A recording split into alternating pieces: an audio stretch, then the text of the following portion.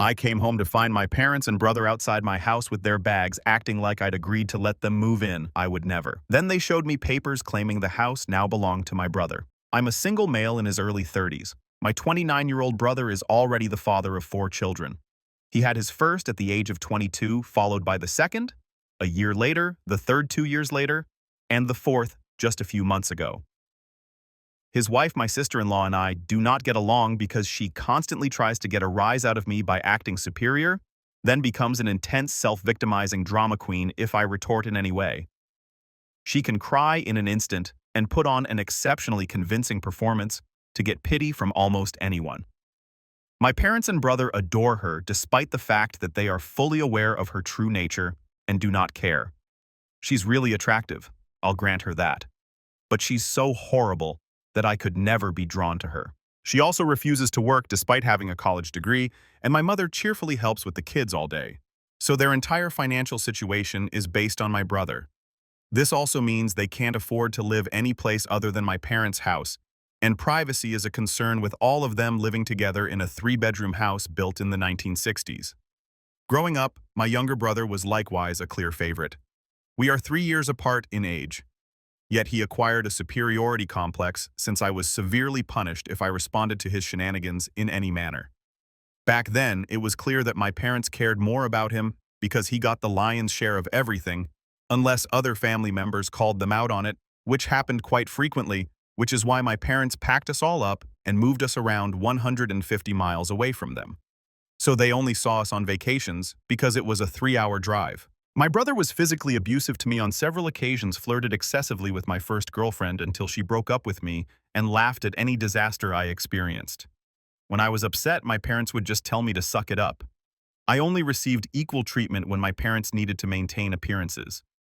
I confess it was amusing to see the expressions on their faces when they had to treat me equally with my brother on birthdays and Christmas because other people were present. We had nosy relatives who liked gossiping and drama.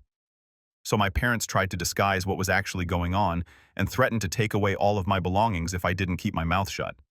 If anything, it made my parents happier when I turned 18 and moved out, because it meant they no longer had to provide for me. I wasn't quite out of high school when I moved out, but couchsurfing was far preferable to living with them. Since leaving home, I've kept in touch with a few people. They didn't even attend my high school graduation, but I didn't care. From that point forward, I would only see my parents and brother on holidays just like the rest of the family. The beginning of the 2020 pandemic was not kind to me.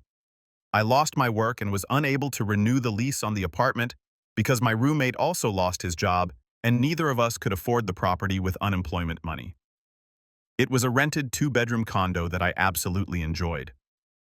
As the lease expired, my roommate departed early to go back in with relatives, and I had to sell practically all of my belongings since I would be homeless if I didn't downsize drastically.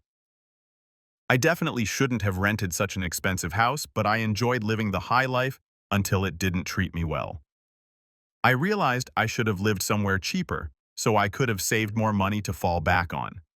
But I had a plan. I own a truck because I've always enjoyed trucks. So I got a $1,000 camper in decent condition and mounted it on my truck so I could live in it for a bit. It was supposed to be temporary, but I ended up living in it for much longer than I had anticipated.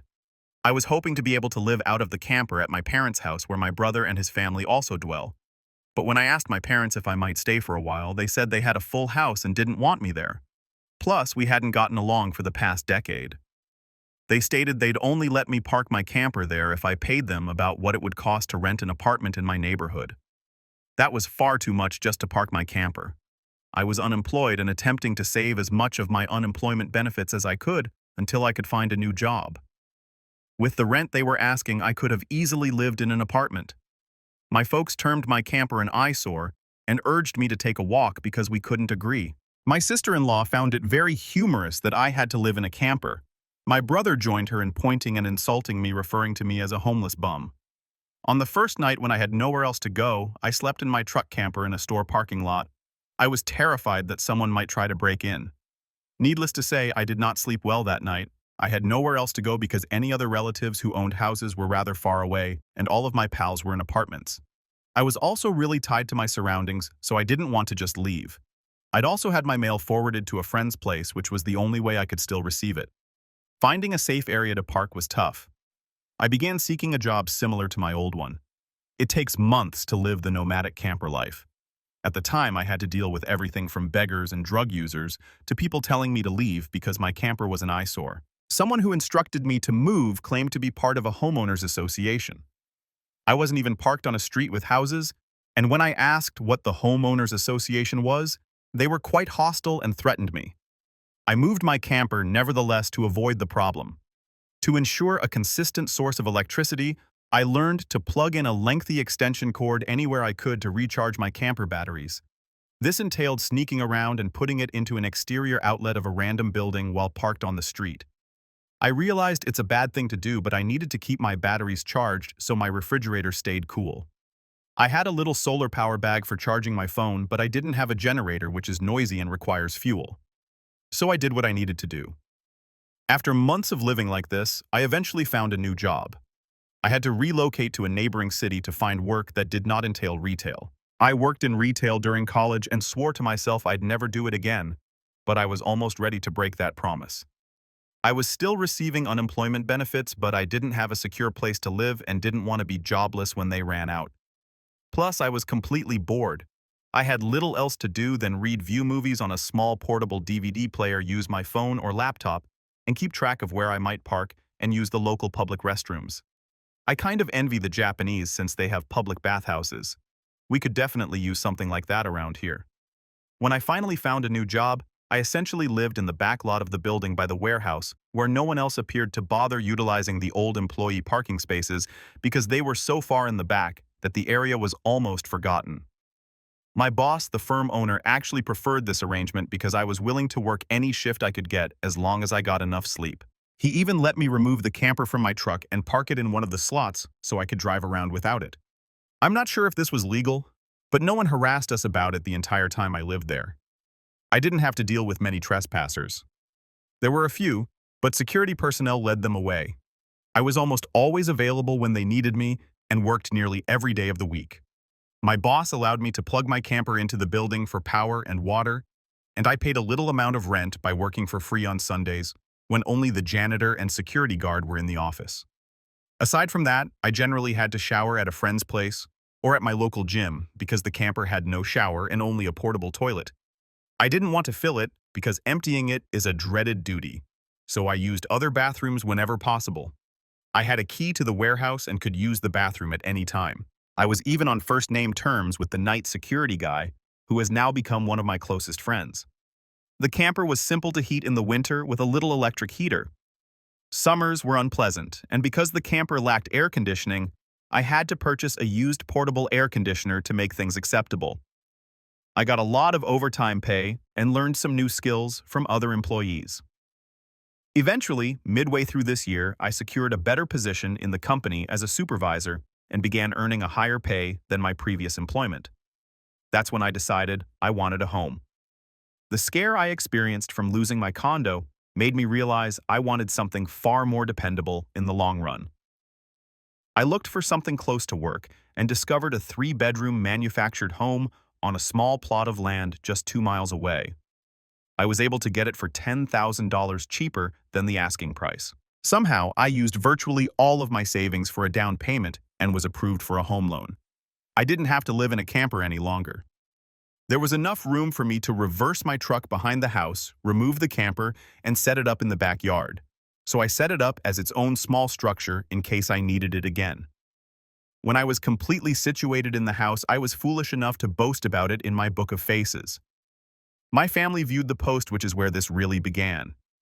After a few weeks, my parents' brother and his family paid me an unannounced visit to give me a tour of my home. I didn't even give them my address, so I'm still not sure how they found out where I live. None of my pals have confessed, and no family members have previously visited me, so I'm wondering whether they trailed me at work and followed me home. It would really not surprise me. When I opened the door, they virtually all pushed their way in like rowdy travelers, then simply began making themselves at home. They all kept digging around, and my sister-in-law had this creepy smirk that she kept flashing at me, and I only afterward realized why. And it enraged me like a bull on steroids who has just been stung by a hornet. My parents were continually telling me how much extra space I have today, which is too much for someone like me who doesn't have a wife or children. Sure, not now, but perhaps later. My brother frequently mentioned that my house had more space than our parents, and that it was also closer to his employment. There are red flags all around.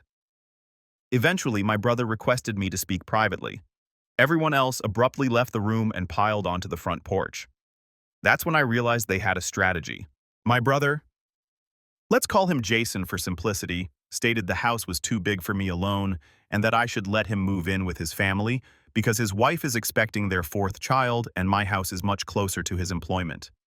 He pointed out that I already had the camper, so I could live outside while they stayed in the main house. And I would like to point out that Jason never mentioned offering rent. Mind you, he has a nice job. He also mentioned that there will be adjustments including curfews and that I would not be able to walk in at any time without prior warning. If it wasn't my brother, I'd assume the person I was speaking with was insane. But Jason lost his marbles a long time ago as a result of our parents treating him like he was the center of the universe.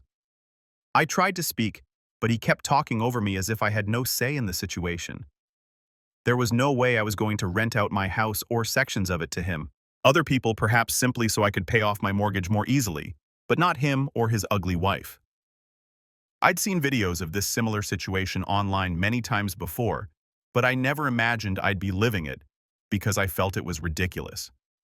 However, my dad, brother, and sister-in-law all meet the description of narcissistic entitled crazy. So I grabbed up my phone, set it to record, and just held on to it. Jason didn't seem to care or notice what I'd done and instead sat there with his arms waving around babbling about all the reasons he wanted my house. Then he moved from saying that to appearing as if it was a done thing, reaching out to shake my hand. That's when I finally showed my backbone and yelled, "Hell no!"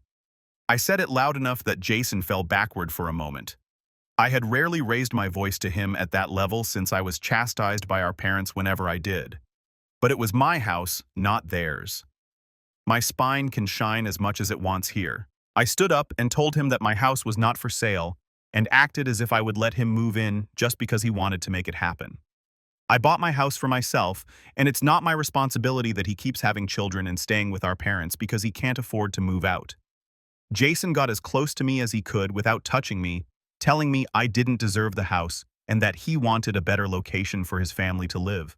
I laughed in his face and said it was total garbage because I had worked hard to be able to buy my home. Of course I earned it. Jason began ranting that I don't have a wife or children and don't need all the room, so I might as well give it to him. I replied I wasn't giving him anything and he never offered to pay my rent. If I let him move in, I'd still have to pay the entire mortgage on my own house while not being allowed to live there. Jason then informed me that he shouldn't have to pay rent since his family comes first, and our parents assured me that I would do this and that. He yelled as if their words were law or something. I told Jason that they didn't have the authority or power to offer him my house. Then right on time, my parents and sister-in-law barged back in through the front door and encircled me in an attempt to force me to agree. There was a lot of fighting, but from this point forward, I heard the statement, "Just do it for Jason," more than I can remember. During the fight, I told them all that they had no say in my life or my house and should leave before I contacted the cops. My sister-in-law shouted the most at me, saying she was pregnant again and I couldn't do this to her. I said I did nothing to her. She basically expected she could take and take from me as if I would simply allow it. I had no obligations to her or her family. Then I labeled her as stuck-up who never respected me. Therefore, I don't care what she thinks or how many children she has. I have no pity for her. She will not be living at my house. Well, that enraged her enough to assault me. She landed a nice strike on my face and tried to do more, but my brother pulled her back, kicking and shouting. She was insisting that he let her go so she could scratch my eyes out. The phone I was carrying captured almost everything, so I held it up and threatened to call the police if they didn't leave right away. My parents told Jason that they were leaving. Then my mother told me I had a week to come to my senses. I told her I wouldn't be there and not to return. Then I informed my sister-in-law that my phone had recorded everything, and that if she tried anything, I would file charges for assault. She screamed at me and stormed out, screaming loudly and holding her face in her hands. My mother was the last one out the door, telling me that I needed to do this for Jason and my sister-in-law. I responded by saying I wouldn't be there. Update 1. As I mentioned in the first half of my piece, many people will find this unbelievable and lengthy. Yes, I am aware that there are already similar-sounding posts online. I've seen several of them lately, but those posters don't have a monopoly on this type of nonsense happening to them. If anything, I'm surprised this site hasn't been better weaponized against this type of behavior, given that entitled individuals should be more frightened of being exposed here. Anyway, I don't blame anyone who phones. I would too if I were reading this.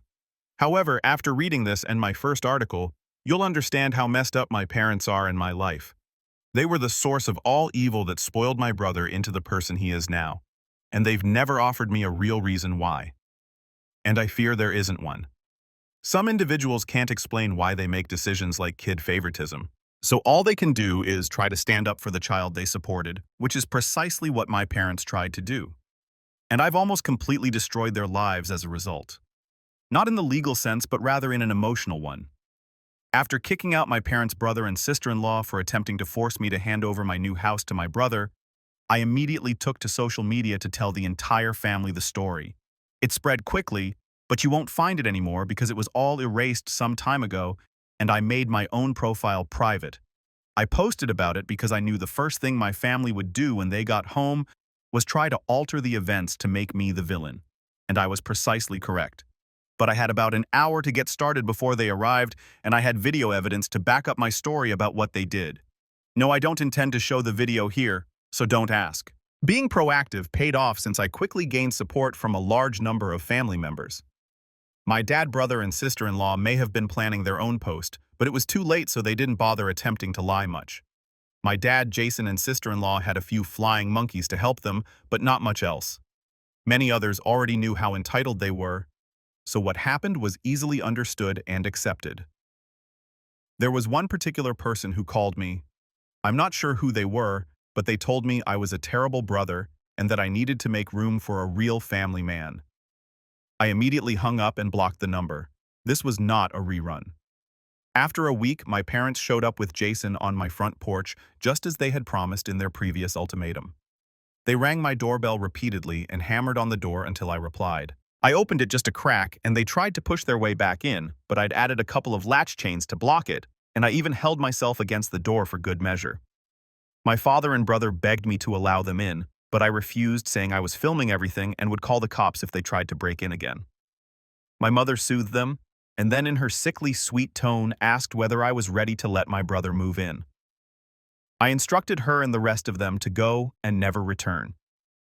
My mother shed crocodile tears and questioned why I couldn't just do this for Jason, my loving brother.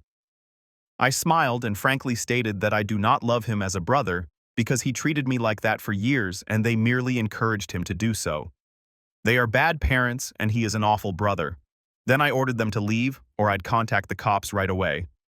They all went remarkably quickly, save for my mother's loud wailing and the others' ugly looks. One could argue that making them leave was disturbingly simple. I thought the whole thing was over, but maybe I should have taken them more seriously because they had other ridiculous intentions. I returned home later that week on Friday evening to discover a moving truck and my brother's minivan parked in my driveway. Jason and his family were moving things in. When I spotted him, he merely waved and gave me an eating grin. I was enraged and ordered him and the rest of his family to stop, but my sister-in-law smugly informed me that, like it or not, they were moving in. And then, in the most phony way, while leaning her head and puckering her lips, she added that everything was fine, because my mommy allowed it, and that I should always listen to my mother. I was filled with wrath just hearing those words and staring at her arrogant face. So I locked myself in my truck and called the cops right away.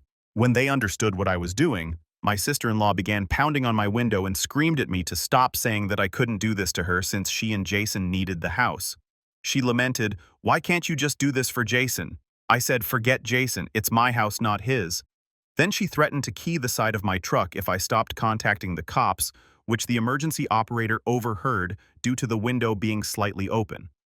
I told my sister-in-law that if she wrecked my truck, I would sue her, and she was clever enough to back down. When the cops arrived, Jason and his sister-in-law, together with their children, had barricaded themselves in my home. I informed the cops what had transpired and showed them my new driver's license, which included my current address. When we got to my front door, I noticed that they had changed the lock, and the old lock was resting on the porch with the center drilled out, and the drill they used was there next to it, along with a full Harbor Freight drill bit set. Could they have been any more dumb to leave evidence out like that? I pointed out the damaged lock and drill, then gave the cops a summary of everything that had happened before. Jason must have phoned our parents after I returned home because they arrived while I was speaking with the cops. My parents instantly lied, claiming that I had agreed to rent my house to my brother and his family. I stated that it was an easily proven untruth in one way or another. So Jason and my sister-in-law finally emerged from my house with some paperwork in hand. They both looked pleased, as if they had outsmarted me. They had created and printed a bogus rental agreement, but it did not include my signature. There was a signature, but it did not look like my handwriting. I don't think any of them have ever seen my signature, thus, that was extremely stupid of them. I told my dad and Jason that it was absurdly obvious fraud, and if the cops investigated, they'd easily figure it out. I stated that I did not believe they would benefit from going to jail or court. It could even cost Jason his job, which is his only source of income for his family. I also stated that if anything of mine was lost, stolen, or broken, I would hire a lawyer and file a lawsuit for damages as well as notify child services. When I told Jason all of this, he turned white and appeared terrified. But my mother intervened and insisted that I do this for Jason and live in the blasted camper so they could finally have a family home to themselves. I exclaimed at her that if she thought it was a good idea, she could do it herself and give Jason her house instead. The cops separated my mother and me, and I told them they needed to go right now or I would press charges.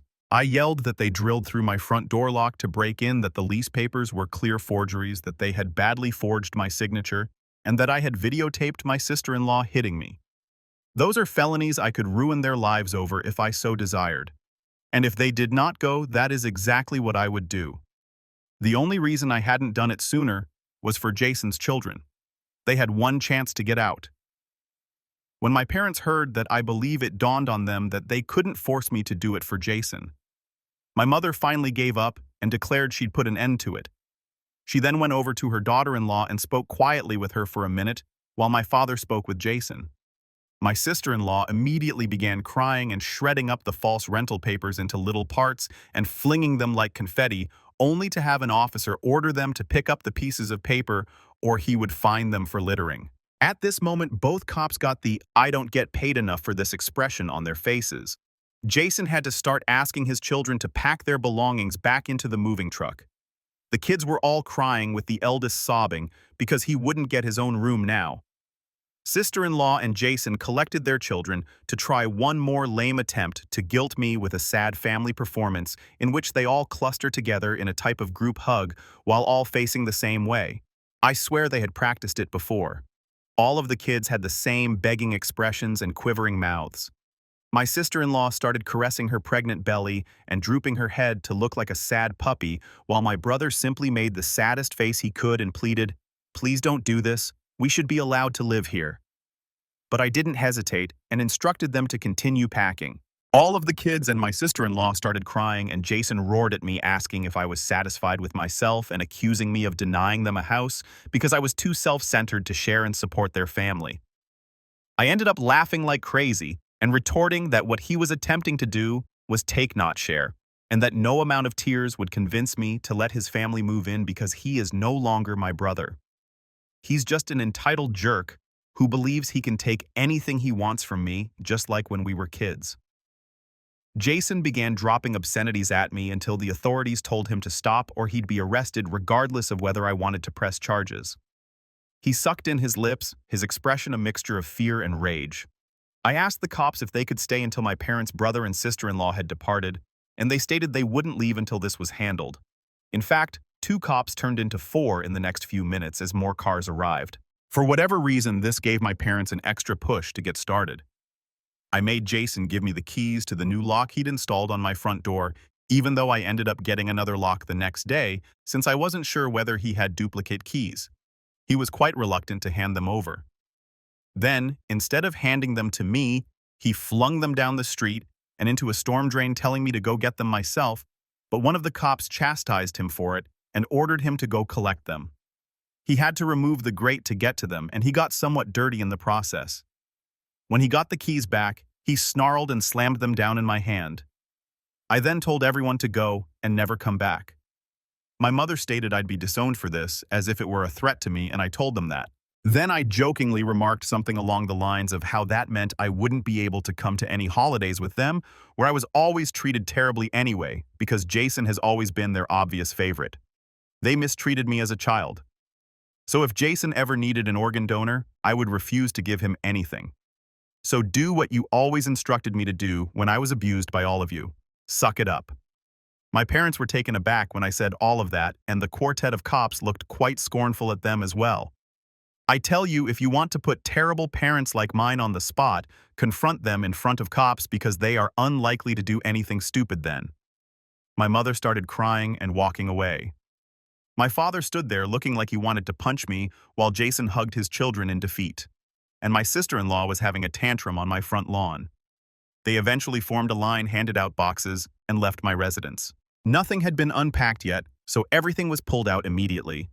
But as I was doing it, my mother continued telling me that it wasn't too late, and that I could still do it for Jason, each time trying to haggle harder to persuade me to alter my mind. She said Jason could pay the rent if I let them remain. When that didn't work, she suggested I move back in with them and let Jason rent my house so I didn't have to share the building. I urged her to shut up and keep packing boxes because I don't want Jason or his family around. I don't want his money, and I don't ever want to live with him or my parents again. Making a bargain with my parents felt like making a pact with the devil after how they treated me as a child. My sister-in-law threw another tantrum after hearing that. She put a box down and sat on the ground having a pity party since she didn't want to return to living with my parents. She just sat there angry and heartbroken until everyone else had finished. She didn't want to get up when it was time to go. They eventually moved everything out of the house and into the truck. So before they went, I ripped into my parents one last time about all of the things they put me through growing up. And with 4 officers standing there, they couldn't do much more than stand there and take it for once. I called them out on a variety of incidents, including how they couldn't simply do something nice for me, such as allowing me to stay with my camper when I was homeless and trying to get back on my feet. How they let Jason and his sister-in-law mock me and label me a bum. So who is the bum now? They wanted to kick me out of my house so Jason could stay for free. However, when I needed a place to stay, they wanted to charge me more than I could afford simply to park my camper because they knew I was out of work. When I told them all of it, the cops gave me even more scornful looks. So I put my parents on the spot once more, asking them what I had done, aside from being born to deserve being treated so poorly. Because when I finally achieve any success in life, they want to take it away from me for their favored child. They'd rather I give everything to Jason and keep nothing for myself. I bought my house using the money I earned. I owe them nothing, and I will never ask them for anything else, because they clearly see me as nothing more than a doormat or a cash cow. I received no responses from them. They just stood there like fish out of water. So I continued to rant and asked them what in God's name made them believe they were such good parents after all of that. This time, my father's face was flushed with embarrassment rather than rage, and my mother was crying, saying she was a terrible person. I openly agreed that she is a terrible person, and I bet they'll go to hell for it. They were all aware that they were horrible individuals. But if I had called them out on all of this in private rather than in public, they would have gotten angry and continued to act as if I was in the wrong. They simply maintained the denial for so long that it became ingrained in their personality. My mother buried her face in my father's jacket, crying, and my father appeared more defeated than I had ever seen him. Jason and his family avoided me completely as they finished packing everything back into the moving truck. I made certain that nothing of mine was stolen. Despite the fact that I hadn't had much time to acquire any furnishings, I was lucky to have a couch at the time. They all got back in their cars, and my sister-in-law just stayed there glaring at me with hate until my brother convinced her to drive the minivan home. And as soon as they were gone, I rushed back online and told everyone what had happened.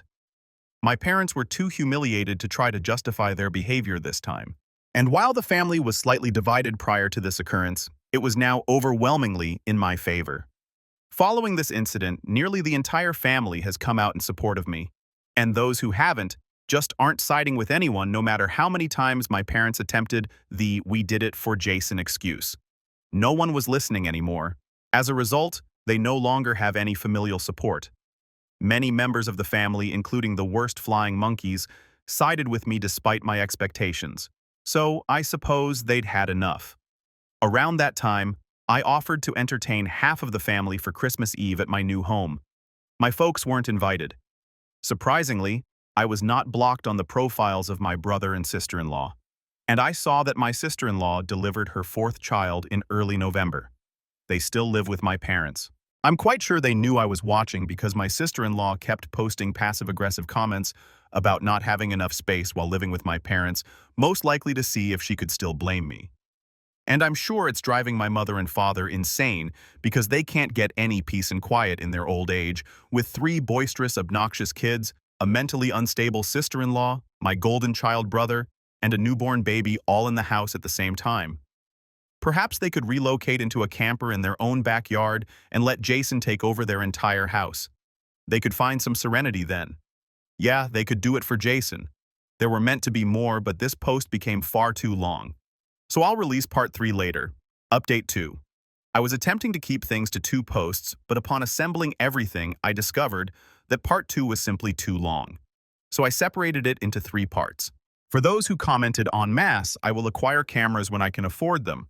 I'm still recovering financially from buying a property last year. And as far as I know, nice cameras require a decent computer to record on, and I don't have anything more than a 3-year-old laptop running Windows 10. Yes, I'm aware of doorbell cameras, and those will be the first I get. For those who kept telling me that I should have jailed my brother and sister-in-law, the only reason I didn't was that they were parents.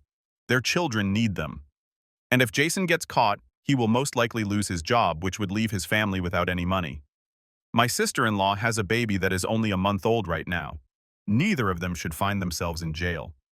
However, vengeance does not require jail time. Yes, the police can help, but I got paid back without making a police report. Would I be so merciful again?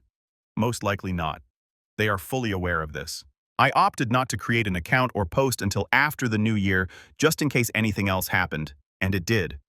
As previous readers know, my sister-in-law was posting passive-aggressive social media posts that were clearly intended at me. Especially after welcoming her 4th child in November, she kept posting the same repeated nonsense. She only changed the words slightly, but she just kept repeating that she was bored of living with my parents, that there wasn't enough space, that she needed her own place, and so on.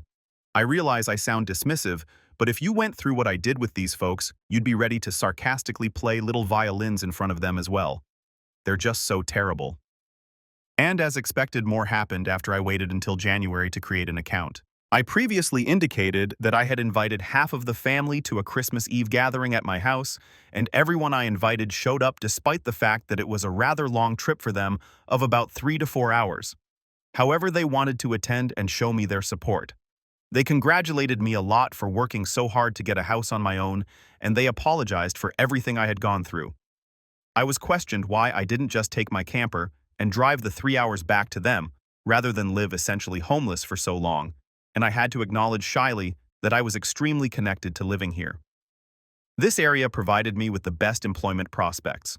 My hometown doesn't have many fantastic career chances in my industry, if any at all.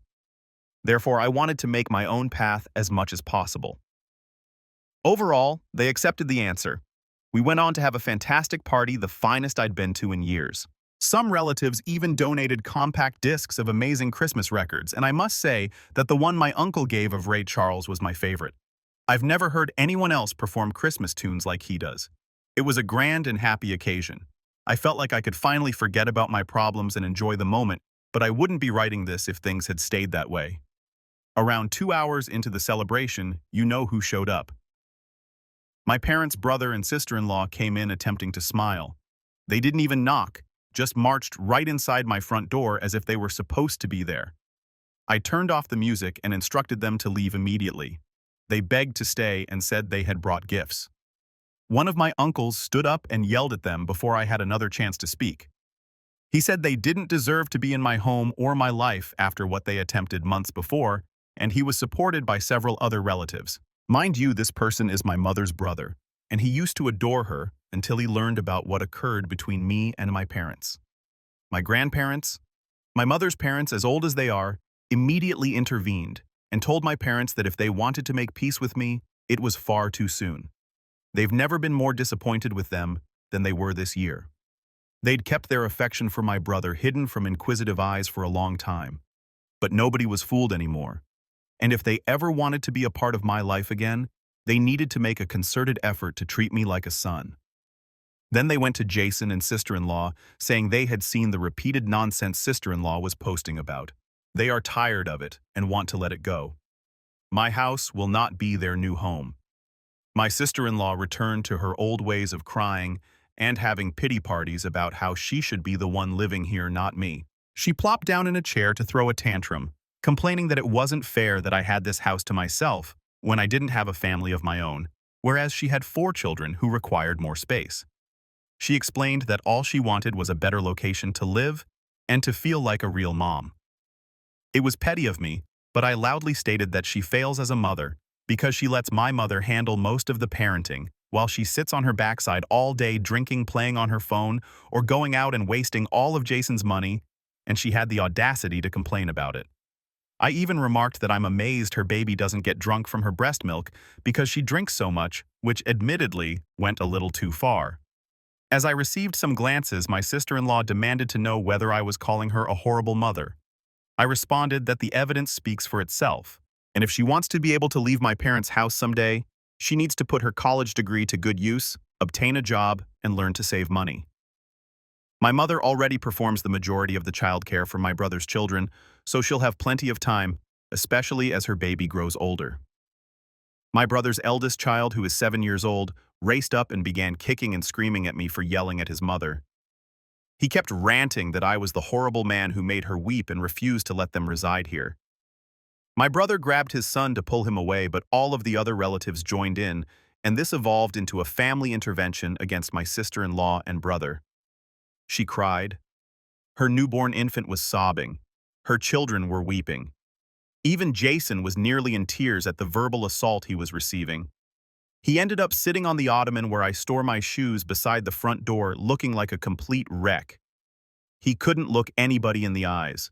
He couldn't even say 2 words to me. Not with the entire house full of angry people waiting to judge him. If they hadn't gotten in his way, I'm sure this would have ended up as it did when he tried to order me around and take my house months ago. By this point, however, he had been so humiliated that his and my parents' reputation in the family had been entirely ruined because everyone had taken off their masks. Soon after, my parents' brother and sister-in-law all fled in defeat. The celebration resumed, and we all avoided discussing what had just happened for the remainder of the evening. Because the majority of the grown-ups had been drinking, everyone spent the night at my place. I even let some of them sleep in the camper to make sure there was adequate space. I confess, it also works well as a guest house. My relatives had also requested a tour of it previously, and they couldn't believe I'd been living there for around 2 years.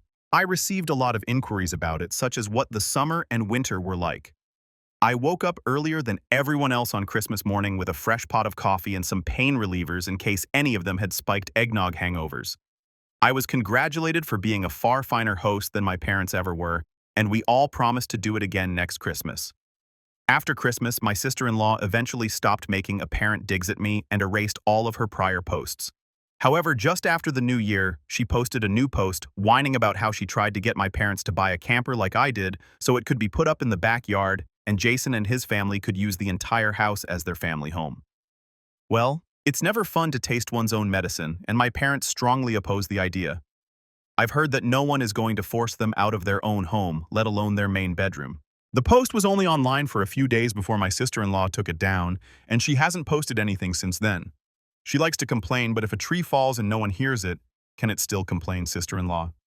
I assume has recognized there's no purpose in doing it if no one hears her. And Jason cannot afford to relocate his family on his own salary anytime soon. I would not be surprised if they have another child within the next few years. Things have settled down for me since then. I've even asked some pals around for poker night. I'm terrible at poker because I can't remember anything, but who cares? We get to drink beer and eat junk food while acting like morons. We all stocked up on Whoppers from Burger King, And when at it the best way four mature men can, when they just want to have a good time and get drunk. Maybe around the summer, I'll look into dating someone. I am not exactly getting younger here. Fingers crossed that everything goes smoothly. My camper is currently sitting idle in my yard, and I'll admit that some days I go out there just to spend time in it. I lived in it for 2 years. It feels like my second home, and maybe one day I'll be able to utilize it for camping as intended. I've never gone camping. My folks thought it was a waste of time. So this will be an entirely new experience for me. This is pretty much the conclusion of what transpired. My parents' brother and sister-in-law have all steered clear of me. In fact, they appear to have returned to their previous behavior of ignoring me before I purchased a home. Not that it worries me at all. It's better that way. But they will inevitably return in some form. I know they will. I wonder what idiotic thing they'll do next. If anything noteworthy like this happens again, I will write another post if the account is still active.